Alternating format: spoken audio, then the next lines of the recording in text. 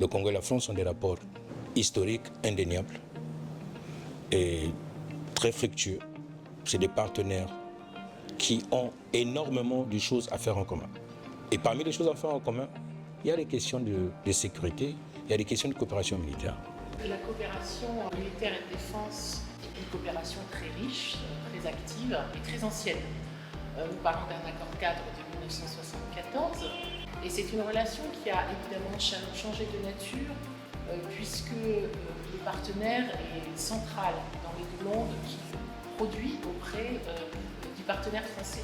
S'agissant stricto sensu de la coopération comme telle, nous l'avons à deux volets. Nous avons le côté structurel et le côté opérationnel. Sur le plan structurel, nous avons un ensemble de projets.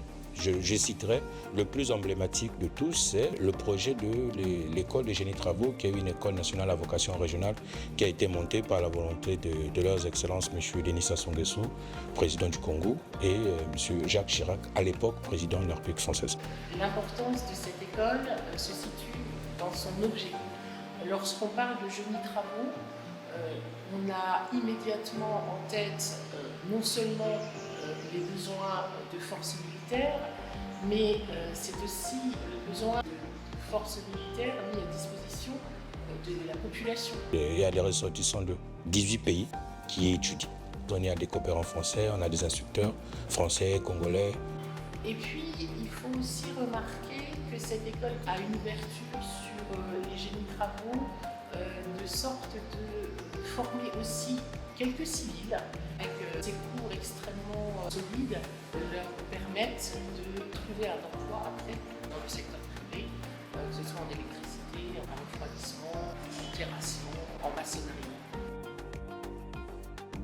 Nous avons un nouvel axe de coopération qui s'inscrit dans les suites de la visite du président Macron en mars 2023 au Congo, qui est de travailler sur les forêts.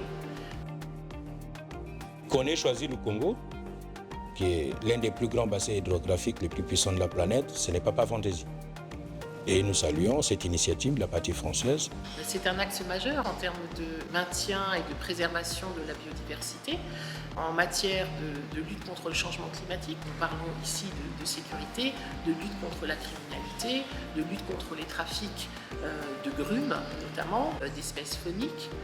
Le sujet de la forêt est un sujet qui rassemble donc toute une équipe, l'équipe Europe, le CAFI, un partenaire international extrêmement important et qui joint l'avantage d'avoir choisi l'Agence française de développement pour mettre en œuvre une partie de son programme pour les forêts ici au Congo.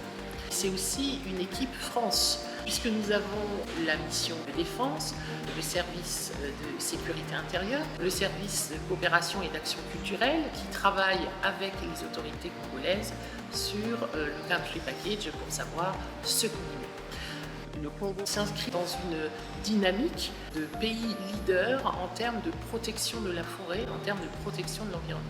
Le combat pour la protection de l'environnement, c'est de travailler à ce que ce projet puisse aboutir.